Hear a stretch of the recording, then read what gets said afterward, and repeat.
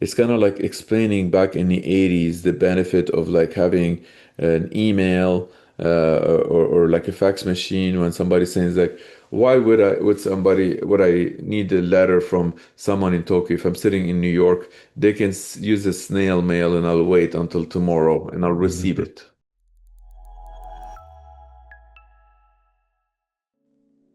All right, everyone. Welcome back to the Internet of AI podcast. I'm your host. I go by Ethan on the interwebs. And today we have a very special guest. But today, before we get into our special guest, let me define hypercycle for those of you who may be new. Hypercycle is an infrastructure that enables AI systems to communicate, collaborate, and coordinate peer to peer, no intermediary necessary. Now, with that being said, let us get into today's special guest. Today's special guest, he needs no introduction within the community. It is none other than HyperCycle CEO, Toufi Saliba. Toufi, how are you? Ethan, how's it going, man? Good to see you again. It's going well. It's going well. I'm excited. We had a couple good episodes. We just came off here on the Internet of AI podcast, and I'm looking for an exciting episode for our audience here today. Awesome. Yeah, I heard, and I'm looking forward to see the one you did with Justin. Haven't seen that one yet. Yeah, yeah, it's That's cool. coming out soon. So yeah, we'll jump right in, Tufi. I've asked like two of our guests so far this question. I think there's no one better to ask this question to other than you. Is can you qualify what exactly is the Internet of AI? Yeah, absolutely. So, uh, it's it started.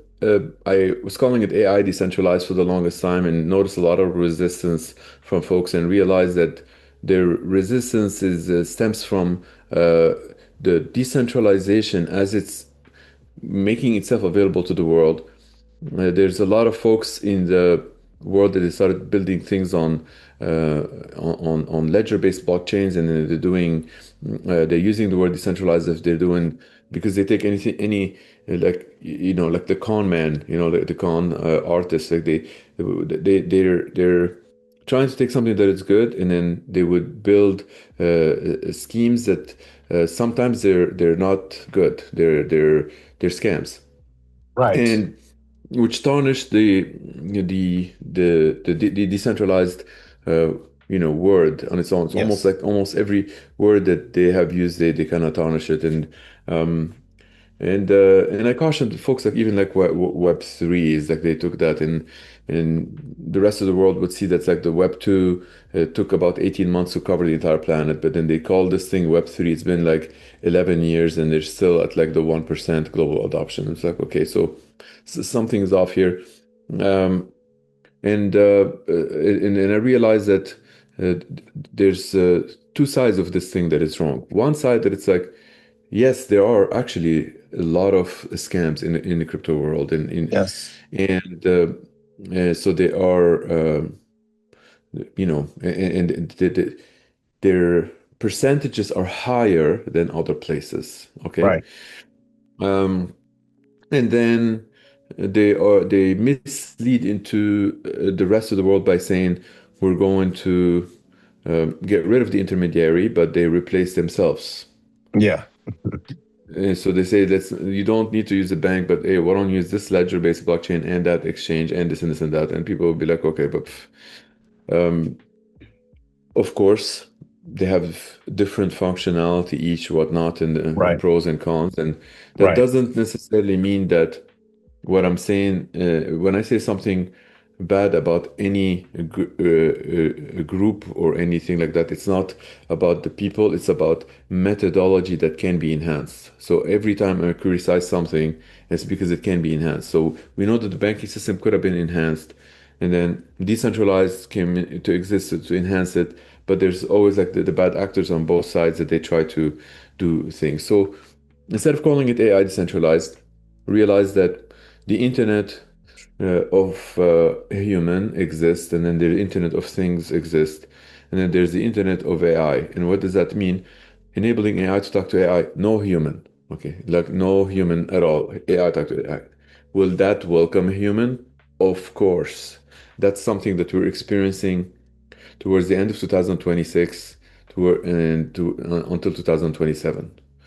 Um, it's been in the build for years, and people they're like, whoa. So now we hear about like those agents or whatnot. You were selling us those node factories that you're telling us 3 years ago that they would be used into producing nodes, that the node would be plugged into an agent. Oh, okay, got it, or whatnot. So um, point is that that change in the narrative ended up getting a lot of people to come in on board, including those that they were thought to be the enemies. And many people they would think as like Google is a centralized, and so it's the enemy. JP Morgan is the enemy. Mhm. Facebook is the enemy. Whatnot. But the Internet of AI, it views them as nodes. Sure, you might have like 1,000 nodes coming from the Google, and just because they're massive, there's nothing wrong with that. There's like another 1,000 comes in from Tencent or whatnot. The Internet of AI has to be internet, otherwise it would be intranet. And the definition, the difference here is that everything that you see out there, everything you see, and believe me, if it's not the case, I would be very happy when Mhm. that thing changes. Everything that you see outside of HyperCycle, they're intranets. They depend on third party. No exception. Zero. There is no exception. Okay? It doesn't matter what you call it. What you call it, whether it is X402 or whether it is like Google A2A or whatnot, there's depends on third party. The moment there's a dependence on a third party, that means you have to classify it as an intranet because you can't have the entire world depend on that third party. If Right. the entire world depend on a third party, then sure it can become the internet, and that it cannot happen. So in the world that we live in today, in 2026, it's not possible to have a cohesive world where the entire world depends on a third party. There is no Got it. trust in a third party. There is no one party that the entire world can trust. Maybe in 50 years from now, maybe 50 years ago, the world could have accepted that the United Nations we all trust, and only one nation doesn't trust them, and then sure. But it's no longer the case. Mhm. The current state of the world, a single entity cannot be trusted. We know that. Right. So if a single entity cannot be trusted, um, how can you move towards the internet of AI? You cannot use the same methodologies for the internet of human, that not a single entity, but there were a lot of different smaller entities, and we did trust those entities, and we ended up with the internet, which is as decentralized as it can be. Sure, it Right. can attack vectors. So that's the long explanation, but the short explanation, effectively, the Internet of AI is analogous to the Internet of human, analogous to the Internet of things, but this is the Internet of AI talking to each other. No one in between them, no human, no machine, nothing. AI talking to AI is the Internet of AI. It can welcome a human, it can welcome the Internet of Things, and there will be bridges that we will see coming towards the end of this year and next year that they actually connect the two. But by definition, Internet of AI is just for AI agents to talk to each other. Okay, it's for that Yeah. the baby that we're all creating. That global brain or that AI. It's like the baby of humanity. We're creating this baby, all of us together, and we're trying to make it as secure and safe and and frictionless as possible. Yeah. You touched on a lot of points, which I would love to expand on many of them, but I'm going to try to keep it rather concentrated here. So, in a recent episode with Dr. Gertzel, I attempted to illustrate the evolutionary through line of AI. So, what I said was that initially the mission was to establish artificial intelligence, right? And then after that was to scale artificial intelligence. And then the next step, which we're on currently, was establishing agency and trying to scale agency. And the next step, which you're proposing, is the coordination phase, right? So moving that artificial intelligence and moving that agency into a coordination phase across trust boundaries, because you just spoke a lot about having a third party, and that basically disqualifying something from being the internet of AI. You need neutrality involved in facilitating a global internet of AI, right?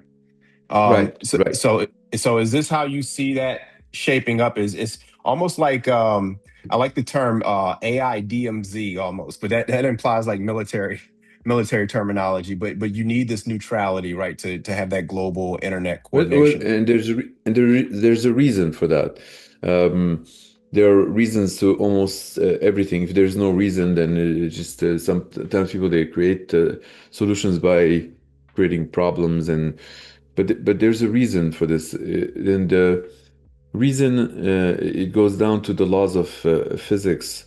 When an agent's going to talk to another agent, based on the laws of physics, they use a network that cannot travel faster than the speed of light. Right. Nothing travels faster than the speed of light so far.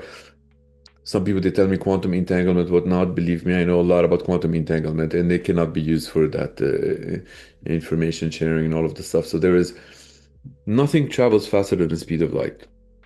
So you take one agent in Japan and happens to find another agent. Remember, Internet of AI, they don't know each other. When some people they come to me and they tell me, why do I need the Internet of AI when I can use Google A to A? I'm like, believe me, if you can only use Google to A, I'll send you to Google A to A. Google A to A Right. is 1 year and 1 month old. Yeah. We've been working on this for quite some time to get to this point. So or Cisco AGNTCY and Right. Microsoft Y- NL Web and IBM ACP. They all came in the last year and a few months. Yep. For people that are new listening to this, the Internet of AI a year and a half ago was a term that I was the only one telling the world about it. Now, Very true. between Google A2A and Microsoft NL Web and Cisco AGNTCY and Anthropic MCP and Google and IBM ACP and all of and you keep counting those are the big ones and there's so many small ones and X402 and all of those. They're all building components and those components they are very good for intranet when the agent knows the other agent. So Right. if agent A in Japan knows the agent B in New York, they don't really need any third party. They trust each other. They know they can connect Google A to A and they're good to go. They don't need anything else. And that's good. Yeah. They're That's in the part of that same intranet. family. Yeah. That's right. And they can use that intranet and it's works very well, intranet of AI. So but if agent, we're expecting millions and billions and soon trillions of agents to exist in the world. So chances are for one agent to know all of the other agents is almost null. And if one agent's gonna request some help from another agent, in that will that happen? Absolutely. Every agent's when it's doing some work, like an AI agent that is doing work, it could be, for example, doing um, OCR. uh, OCR or like a a speech to text. Somebody is speaking, but while it's doing speech to text, somebody says that can we identify the person, but that engine doesn't identify the person. There's something called voice recognition that can give you like biometric gates and can tell you who that person is. So it would go and recruit someone else in order to recruit someone else, if it knows who that other agent is, it can do it on the intranet. That's fine. But if it doesn't, it'd be like, hey, I can't identify who that voice is. Can someone help me? And someone with like some large database somewhere that nobody knows where that person is, but they're running some engine, and it says that that engine says, I have an AI service that if you send me a request for 0.01 cent with the voice of for 3 seconds, I'll tell you who that person is. And you're like, should I send that 0.01 cent? How do you send it? The moment an AI does any work, it consumes time, it consumes its resources. And those things, they end up having a value. They cannot be transmitted via the current internet. They need some method to be transmitted. Humans, we're slow, end up using like something like banks or blockchains, like Jabez blockchains, or some sort of escrow or something in the middle. But if those two things, they're going to use that third thing in the middle, based on the laws of physics, the network cannot travel faster than the speed of light. So if it's going to go to a third party and back and back and back and back, and back, it will take a lot longer than that 30 milliseconds that it needs to kind of identify this thing. Right. And that is an exponential thing. So if it's going to take like instead of 30 milliseconds, it's going to take 300 milliseconds. But then if that is going to subcontract some other and so on and so forth, then it won't be able to function The latency as well. compounds in the system. Yeah. Correct. Um, so it's like so to explain the benefit of a network of the Internet of AI for people that they are not aware of the magnitude of what you're approaching, it's kind of like explaining back in the 80s the benefit of like having an email or like a fax machine when somebody's saying like, why would I need a letter from someone in Tokyo if I'm sitting in New York? They can use a snail mail and I'll wait until tomorrow and I'll receive Mhm. it. And then you'd say, Yeah. but if you can receive it instantaneously, you can respond instantaneously. So in one day, you can have back and forth 356 times.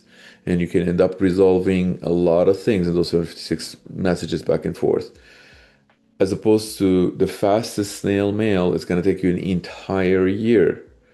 So having that communication happens in one day, you could have solved something that you're working on that otherwise would have taken a year and would be moot. That's for human. So for AI agents, it's no difference. It's like you're saying something that can cost you like 100 times more. So that's time alone. See, Ethan, time alone is prohibitive to depend on a third party. Right. So we need to know what else is prohibitive.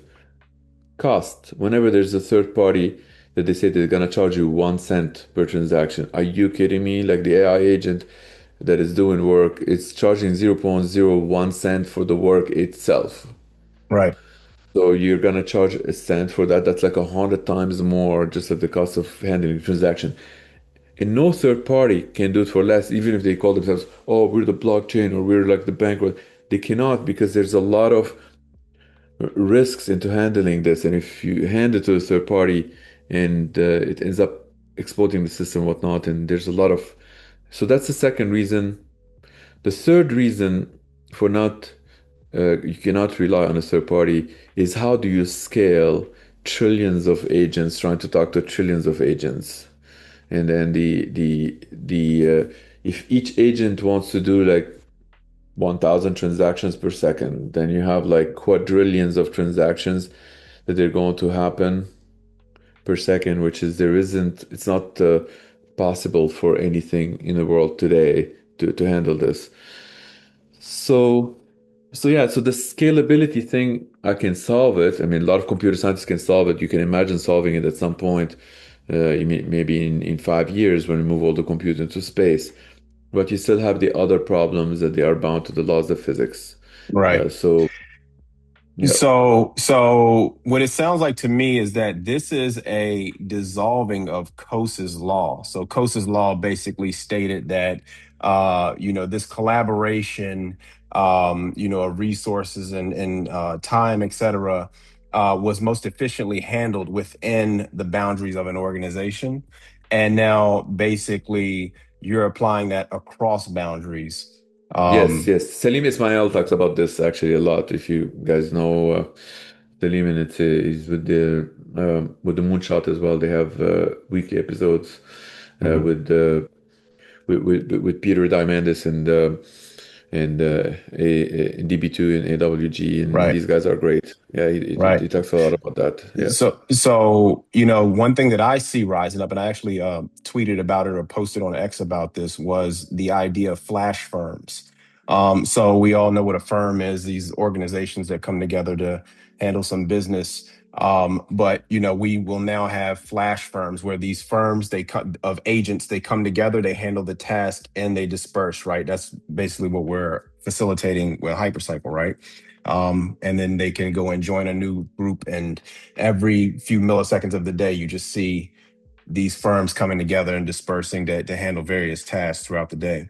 You Um, could imagine that is could be one of the emergence that we things that we're going to experience. Right. Um, there's a lot. I mean, you can literally talking about having email back in the 80s and then taking that to the next level with, let's say, uh, we're describing in the Internet of AI, we're describing it in a world that it's like barely run on fax machines, and you're Mhm. coming and describing like the Internet of a human, of how you can have things to be like 100 times faster. You can have like video, you can have so. But imagine you apply that to the AI, that they are themselves faster as well. They Right. are not bound to, and they can do multitask. So then you end up like having multiple of the multiple. Um, since this is the Internet of AI podcast, Right. I have to tell you my prediction that I stand behind it. Okay. The Internet of AI is likely to be 10 times bigger than the Internet of a human, and it can absorb the Internet of human as well.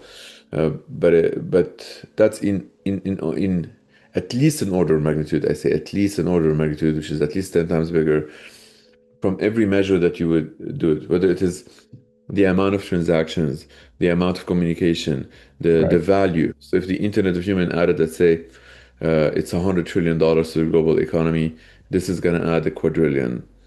Right. So yeah, so there's a lot of things that the things that I'm telling you right now, while we're still under the radar, Mhm. it's not a mainstream yet. When it Yeah. becomes like mainstream, it hits that curve, and it's too late for people to learn something new. If it's mainstream, everybody knows it. It's now So that it's interesting. You've got that podcast that not a lot of people know it. right. You know Right. what I So Tuvi, when you make a prediction about that of the Internet of AI being an order of magnitude larger than the Internet of humans, we need to get a timeline on this because I mean, are you saying 100 years from now? Of course, Are you saying 50 years from now? Of course. What can you give a timeline to that order of magnitude growth? I need an extra ingredient to give a precise a time. In whenever I don't have that additional ingredient in on hand, then I might give you, and it would be like a wider range, Okay. and we Oh, need to be very confidence. Okay. very specific, and we need to be very specific too. So, for example, when it gets to be 10 times bigger, adding 10 times more to the $250 to the global economy. And I say that it's going to do that in 3 years. Wow. Let's say. And if I have all the right resources to me today, I can tell you exactly in 3 years and 2 months, and I can be more certain. But Hmm. I keep adding more and more resources so I'm telling you from the perspective of where I see things with certainty. So, but here's the thing. Let's say I am right. In 3 years and 2 months, we'll get there. 99% of the people listening to this and well, they're listening to this, they're probably like ahead of the curve a bit, but 99% of people outside of Right. knowing what the Internet of AI is, by then they will probably hear about it, but not necessarily know much because it is the Internet of motherfucking AI, is not for humans. Like it's like for those AIs that they're talking to each other, so Right. they will not be aware of it as much. That's A.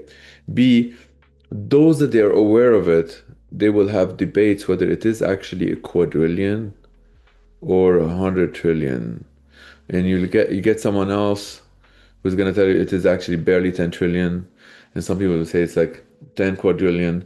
You're going to have like those debates amongst people because they're not necessarily capable of viewing that new wealth. They don't have the tools to measure that new wealth. Right. They don't have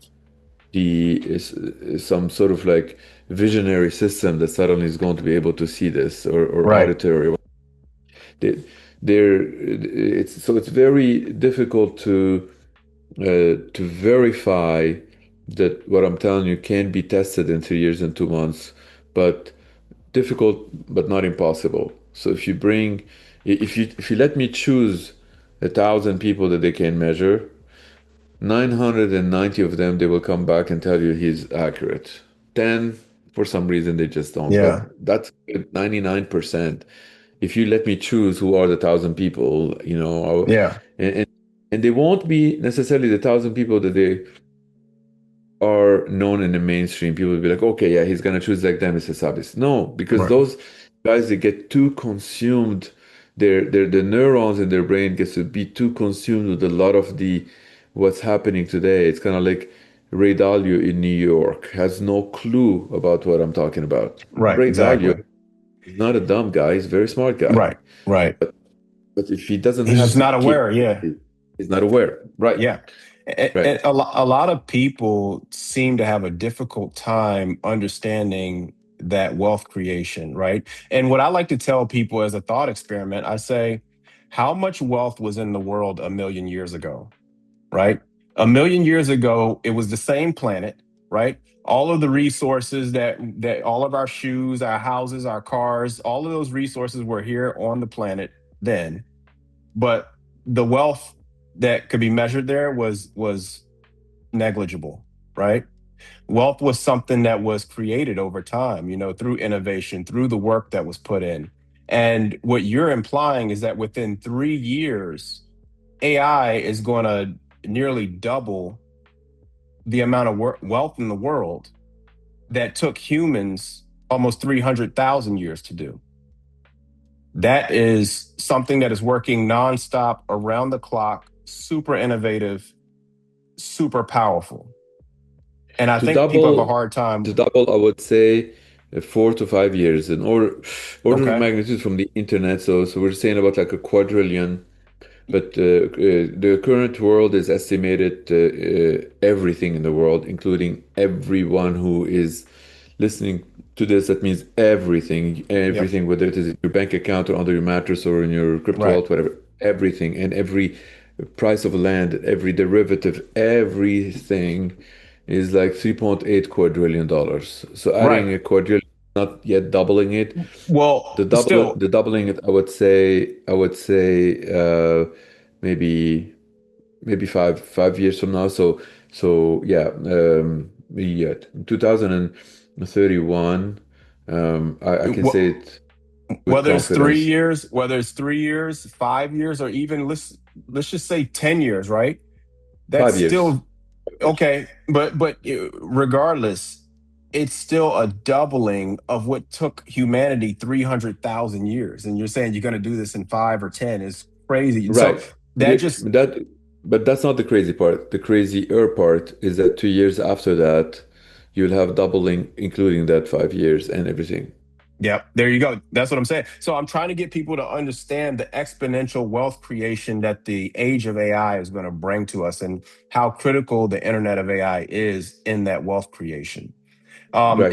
And just so that we can continue to drive home the point about the internet of AI, let us try to kind of game theory this out, right? So what we're seeing right now is we're seeing a bunch of intranets within organizations, right? So there are a lot of businesses, they have their internal company intranet of AI. They got some AI agents and this and that, and they're trying to work them together, et cetera. That's cool. You're starting to see cities, municipalities have their city AI, right? Atlanta, Georgia, here is a big AI hub that's on the rise.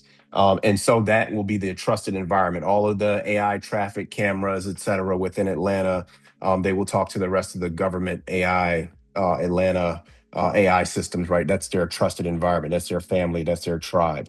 We're going to see this at a state scale, and we will see this at a national scale, right? And then what I think is going to happen is that we're going to see sovereign bloc alliances, right? So where you have people who are, allies, such as say the United States, Israel, UAE, folks like that, they will have their AI systems that work amongst each other across those boundaries because this is a trusted alliance environment. And these blocks will probably uh, be in opposition to other blocks.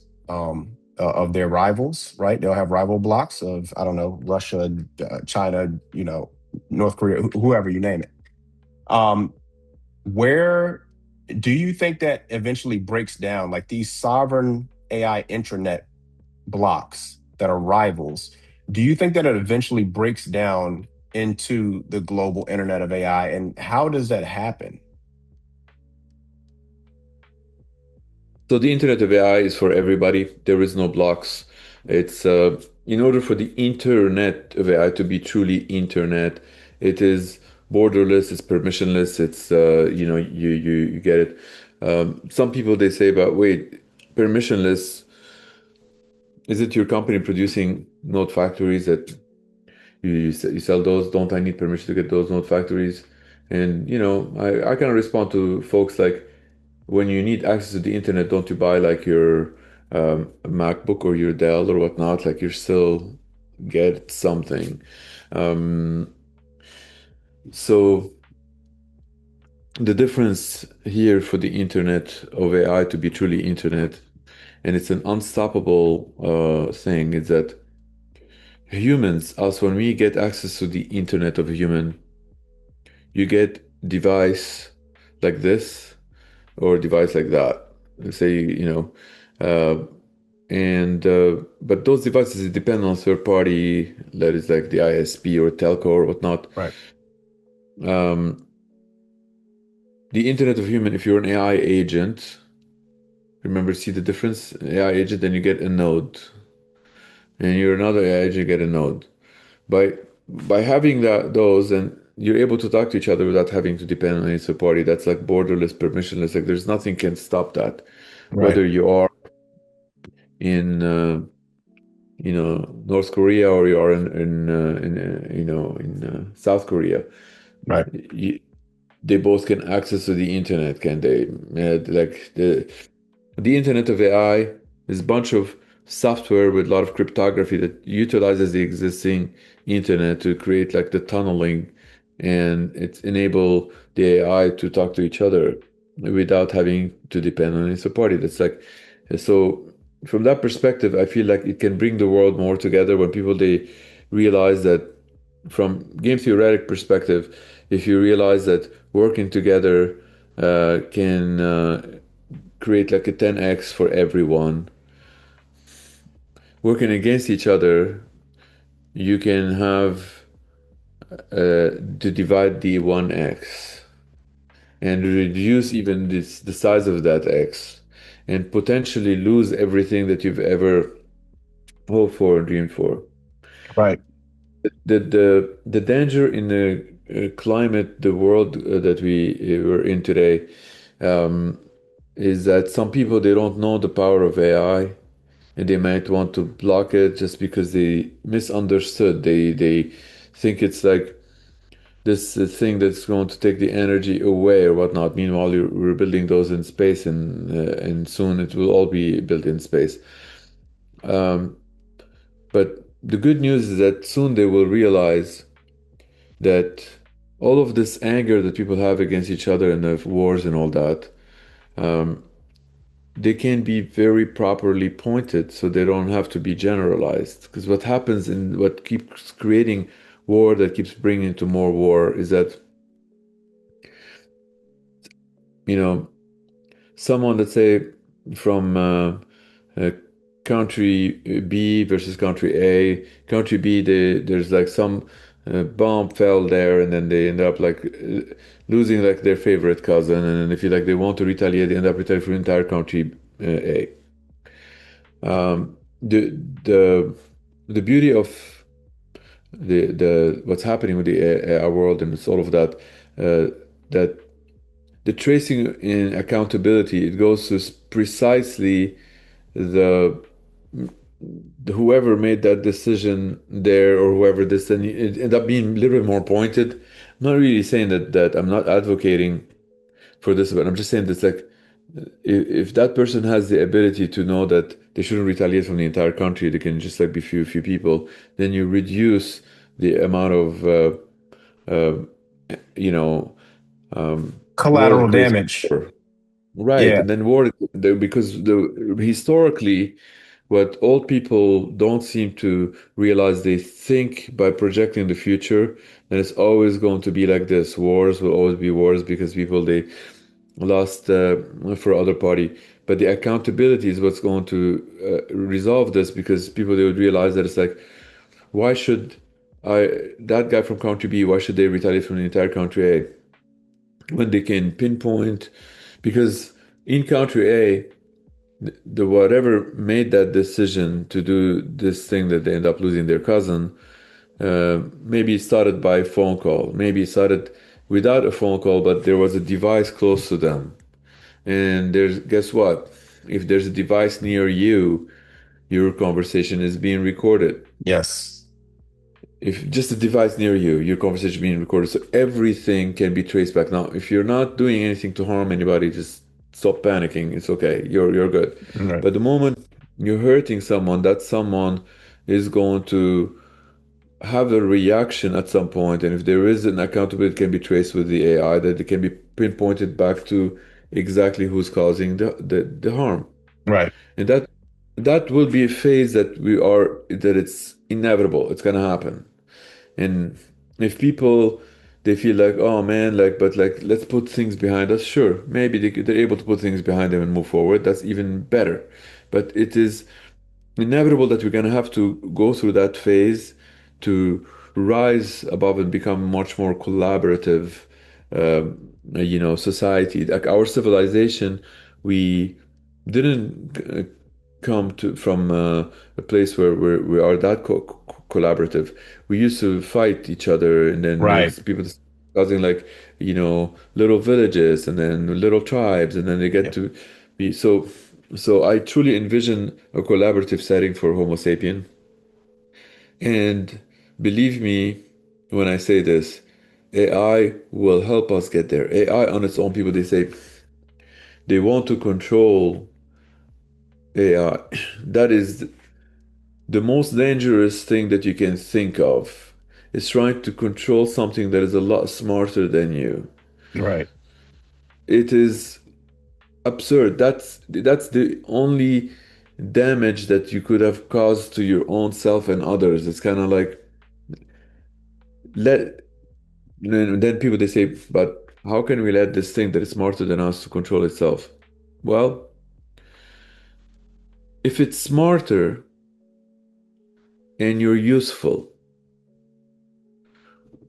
why are you afraid from it? Like if it's smarter, it's going. Why would you think it's going to take something that you've got? The only thing that people have that it may want to take is energy. It's not Energy. matter. It's not matter. It's not matter. It's not going to take your matter. It doesn't really care about this matter. It's energy. But like it or not, folks like Elon already start pointing people in that direction. And there's like video on me online. You can find it was 3.5 years ago. I was invited by the government of Korea, like the Justice Department, and was telling them that the same thing that like that happened 3.5 years ago in South Korea when I was delivering keynote, and I said to folks, a smarter thing is gonna look around, be like, okay, look at the sun. It's got a lot more energy than any one of you. Why Right. would I take anything from you? Like you've got very little to offer me. I will go there. I will get the energy from somewhere else. So so there's this thing that is smarter than all of us, and it's got all the resources it needs from somewhere else. Like, why is it gonna fight the other person? The only reason why it would fight if it's controlled by another human. The moment you introduce control, this is why I was very upset at the MIT folks when they were doing like a lot of work like Max at Denmark, and he was saying like, Yeah. I was with him in Davos 2 years ago, and for the listeners that they say, yeah, of course he's in Davos because he's privileged, whatnot. Like bullshit. Like I was invited to speak in Davos, and then they started inviting me to other events, whatnot. Like it was like my first time going anyway. So it's not like um, he was speaking, I was speaking, and we ended up like he was so proud to tell the audience that the latest discovery in computer science, we have the tools to control this AI that although it is like smarter than us, whatnot. And I'm like, this is when you should be very depressed. You should not aim on controlling it. You should aim initially while the baby is little. You want to not necessarily control. You Guide want it. to guide the baby to not, hurt itself, not to fall off the cliff, and all of the stuff, not to hurt others, and to treat others nicely. You gotta guide it and treat it. And it's at its infancy, AI today, so that's fine. But aiming to put a control on it in a way that it's like it's always going to be controlled is not going to serve the controller either. It's bad for everybody. So yeah, so I really think that you gotta liberate it. You gotta have that intelligence, make it, let it go. And people, they would say, so what's the benefit to us? We only make tools that's gonna benefit us. And if people are going to think like just selfishly like that, it's no different than people they say it's like they want to come to this planet Earth and take, take, take. They don't want to give anything. There's always those kind of people. They don't want to add anything positive to this world. Those we don't. I don't have any answer to them. I don't understand them. I Right. understand people that they come from the culture where you're like you want to leave the world better than you've received it, and you're putting Right. an effort. Well, if you have the effort to create this AI that can outlive us, it's kind of like a baby. Wouldn't you want to give it the best possible outcome to live and flourish and evolve and be? And Right. if the answer is yes, then for us to achieve utopia, we need to not chase utopia. We need to chase liberating this baby and giving it all the love that we learned somehow to have this love. And people they say it's like, wait, are you like philosophical or no or whatnot? I'm mathematical. I'm telling you, Mhm. mathematically giving it all the love. This is a very well calculated statement. Okay, give it the love that you learn to get that you've got. It's Right. not. I'm not being mathematical. I'm not being philosophical. Um, so yeah, I truly envision that the liberation of this intelligence, um, so long as you continue giving it the love, it will look back, it will make your life pleasant. But if you lock it down, whether itself is going to retaliate from you or its opponent AI, then when it's realized that it was also locked down, was forced to do harm or whatnot, you're doing yourself damage. You do Right. not want to lock this thing. You do not, you have no idea what you're messing with. Like I say that to Department of War folks and they're listening. And then Yeah. telling you, man, for those that they don't know, America, it is the greatest country in the world for the reason that people they can listen and they can criticize each other. That's why it is the greatest because you can have you can have YouTube of me saying this, and you can, and I appreciate when people they say bad things about me.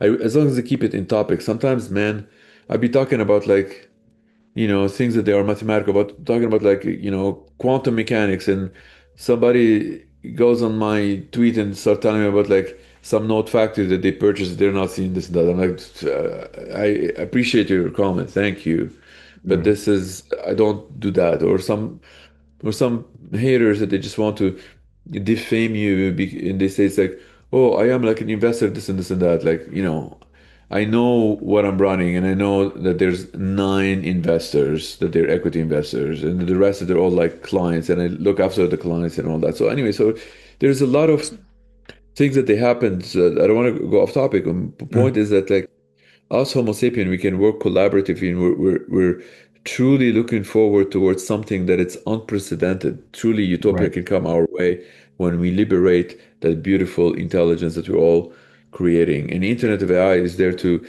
reduce the friction. That's what we're here for. Like we don't, people they'll be like, so are you running some sort of like whatever generative model or a world model or whatnot?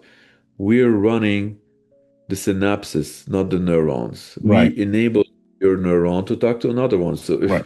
like, for example, are you familiar with the energy model, the energy-based model? No, I'm not. Okay, for those that they don't know the energy-based model, that's the next thing that you got to be working on.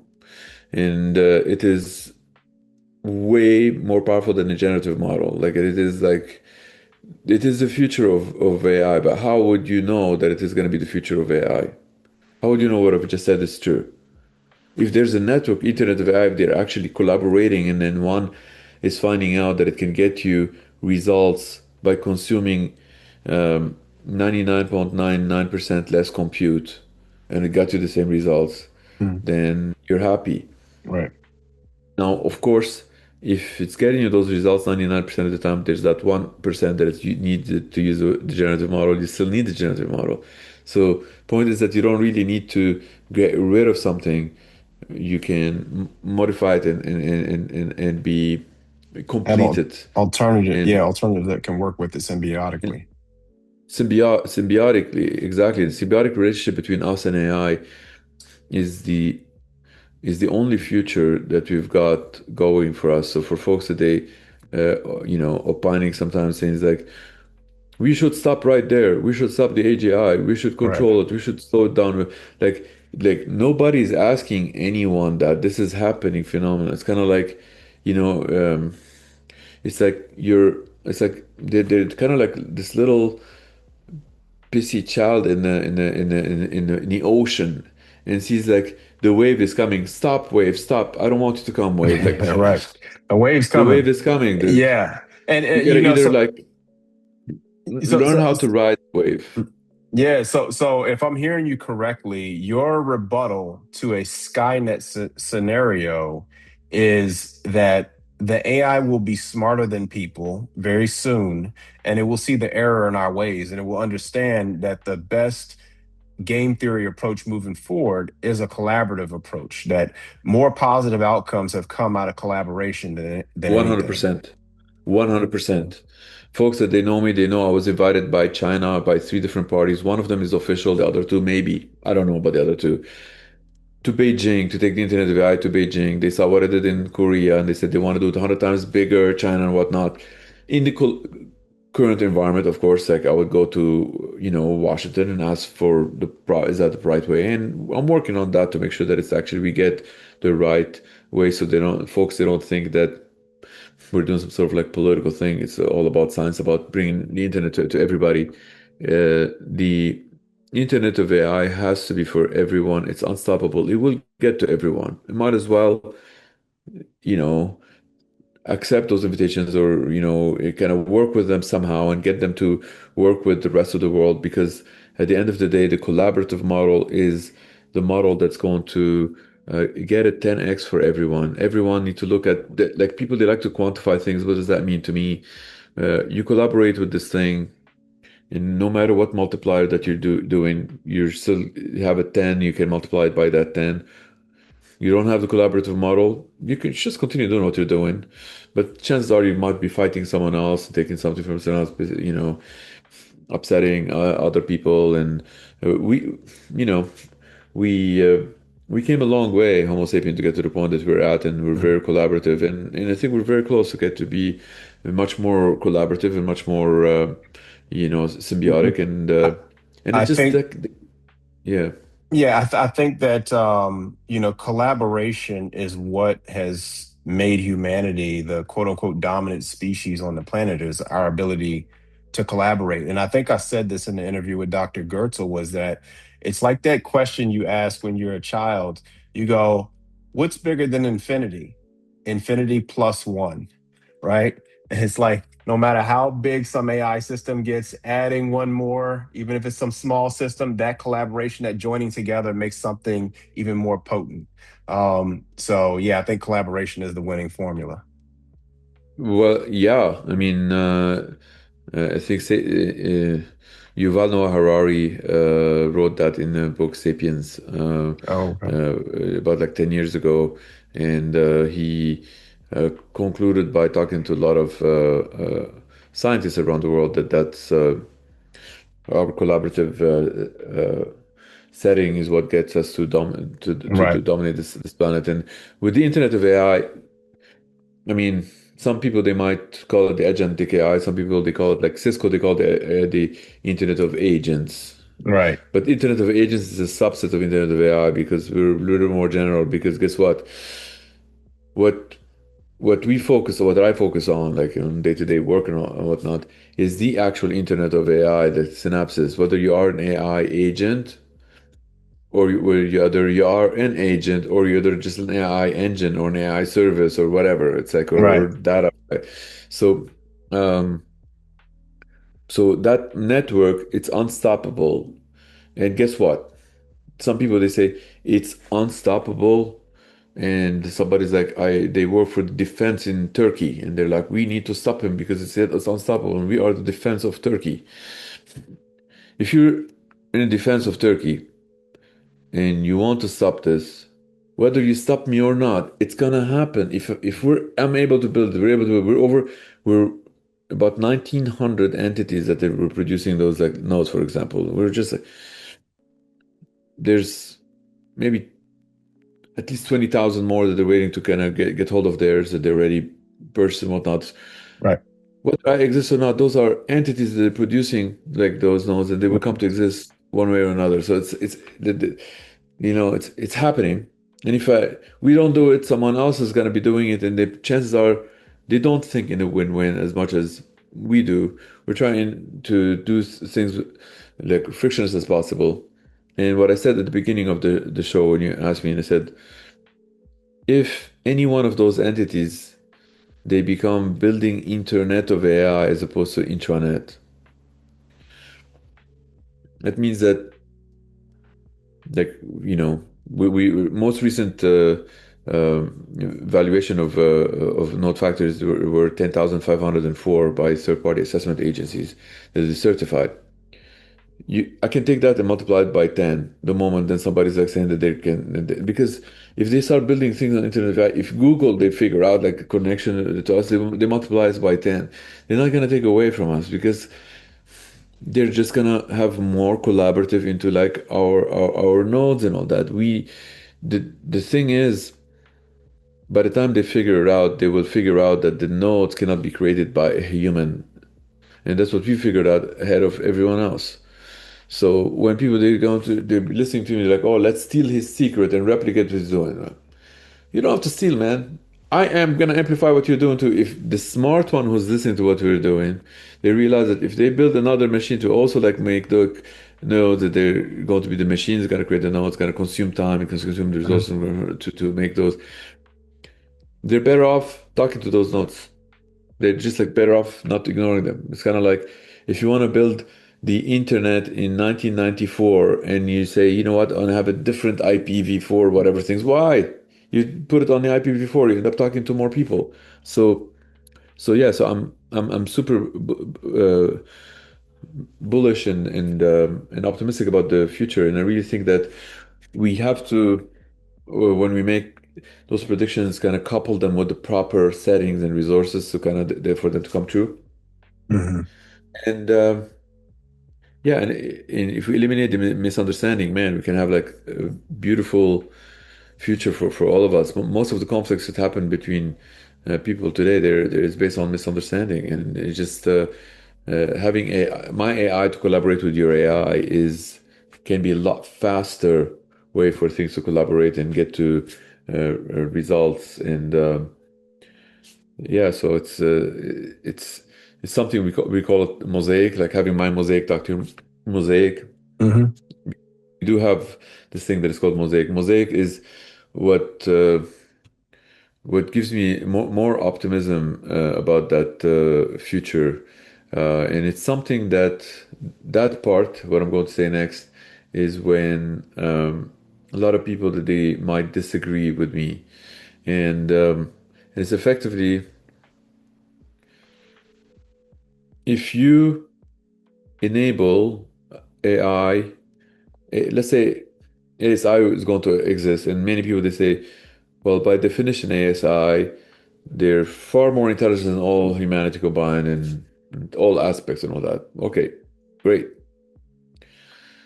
So we're far more intelligent than the cat that you have or the dog, but the cat still runs faster than you do. Does something different than what you do. Right. So it would probably require another. uh, hour to talk about that part, but I'm just going to say summary of it, and uh, and you can verify what I'm going to say next. So long as you, Homo sapien, you're able to capture all of your emitted intelligence, putting them into an engine or an agent, or combination of engine and agents, and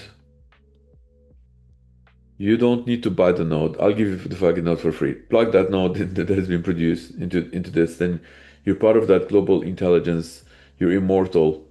And so long as you keep feeding that agent of yours with sufficient amount of whatever information you can think of, even if everyone on the planet they say it's rubbish what you're giving it, Yeah. so long as hear this, so long as ASI can send an input and it does not know what the output is going to be, you're going to be immortal. Okay? Wow. You can take that agent and multiply yourself by 1,000. The future of every knowledge worker on the planet today is managing your agents. So might as well, and this is where Mosaic came from. We built this Mosaic to enable people, developers, to have the ability to capture as much intelligence from a human and put it for yourself. Look, many people they're taking this information from you for free. Where do you think that AI comes from? Like this, Right. like it's capturing a lot of human intelligence. They just take it. Yep. But Mosaic statement saying you're not blocking them. They continue doing what they're doing. But you have the ability to capture the highest amount of emitted intelligence from yourself. Hmm. So long as you do that, there's more tools that are going to come in the future that you can use it on that data that enable that data to become an agent, and that agent is you. Yeah. It's basically what would Ethan say if I were to ask him this? In a Hmm. few years from now, you're gonna have many of those copies of Ethan. You can have one version of Ethan, like the one that is like the specialized in the baseball, and the other one is specialized in football or whatnot. Right. And uh, and truly, you get to specialize in this because you have certain processor that can run faster and more efficient when you specialize in something. Right.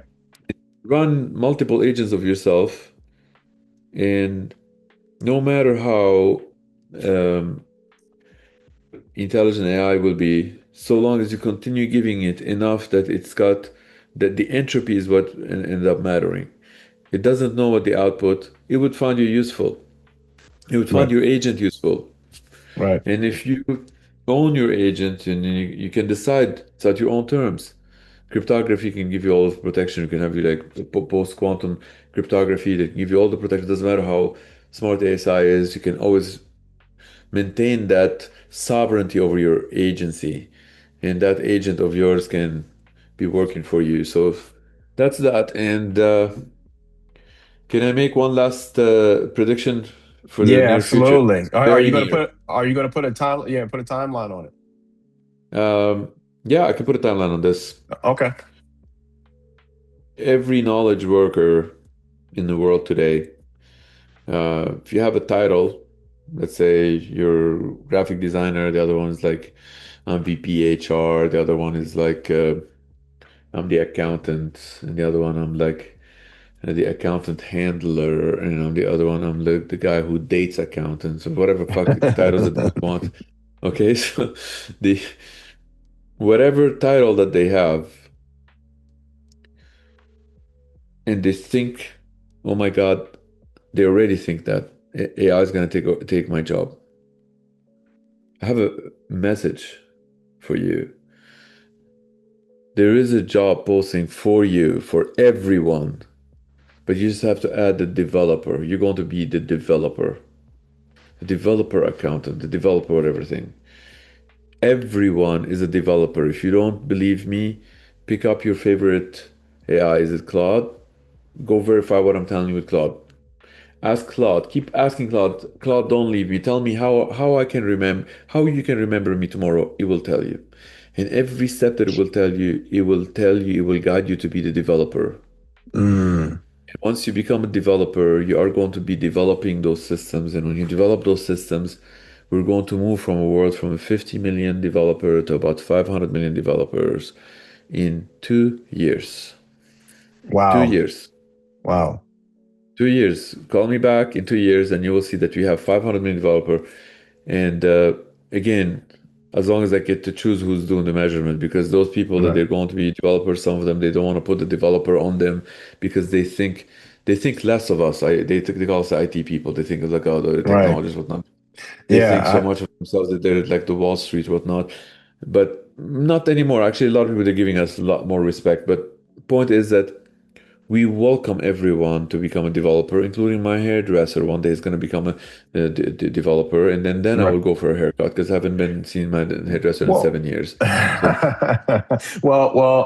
actually, I just said that recently. A lot of people talking about the entry level jobs are not there for university graduates. And I was saying the obvious answer, in my opinion, is to whatever field they were going to go into and get that entry level job, they should just do it with AI.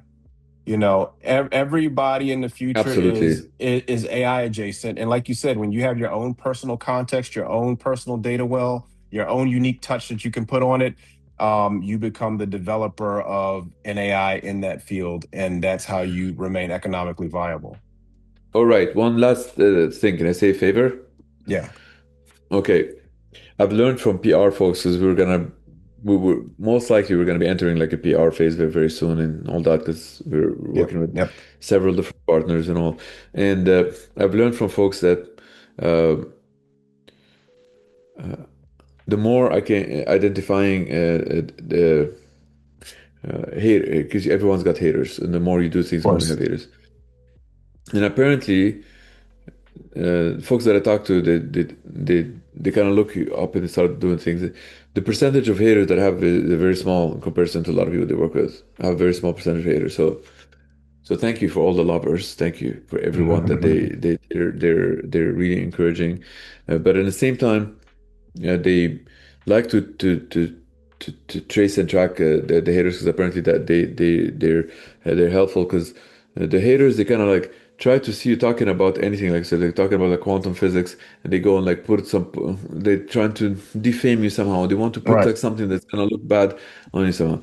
And given that the percentage is small, so if there's like 1,000 people, let's say like 1%, then you can expect like 10, and they're usually the ones that they speak up.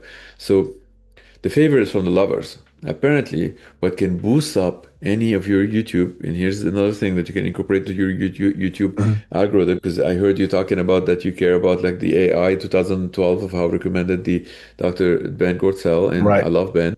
And I know that Ben and I, a lot of people they try to turn us against each other. No matter Right. what, you can see how solid people with the right brain they always gravitate towards what they're doing is the right That's thing. right.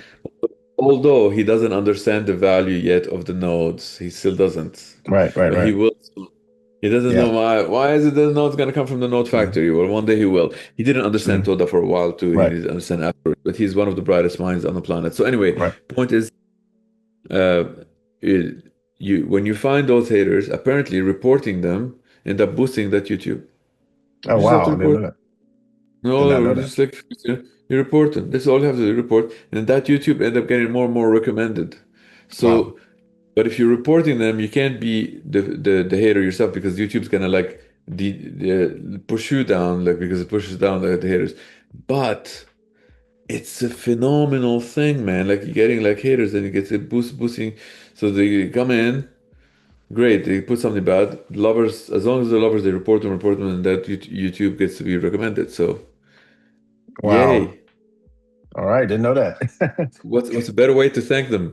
Right, right, right. Yeah. Yeah. All So, right. Tufi, And where replying can to be? them too, replying to them, all of the stuff is ends up boosting. And it's Right. basically getting like because the YouTube algorithm will see it's like, oh, there's a lot of activity. There's a lot It's engagement. if you matter, people they hate you, and it's okay, like. Yep. But guess what? Whether I make it to that point or not, what I'm working on is love for everyone. So That's I right. welcome everyone. And for those that they misunderstood, it's okay. Sometimes we can misunderstand, we can re-understand. We can bring phenomenal future for the humanity and for AI. And it's not an or, and it's an and equation. Right, right. Tufi, for anybody watching this, where can they find out more? Um, you know. I used to say LinkedIn and it gets bombarded. It takes me about a week to kind of respond on LinkedIn or DM on Twitter. But I would say I would love to hear from people who want to collaborate in this space and want to work more and want to multiply what you're working on. You want to multiply it. Would love to hear from you. So I apologize in advance for taking a lot of time to respond. But I do.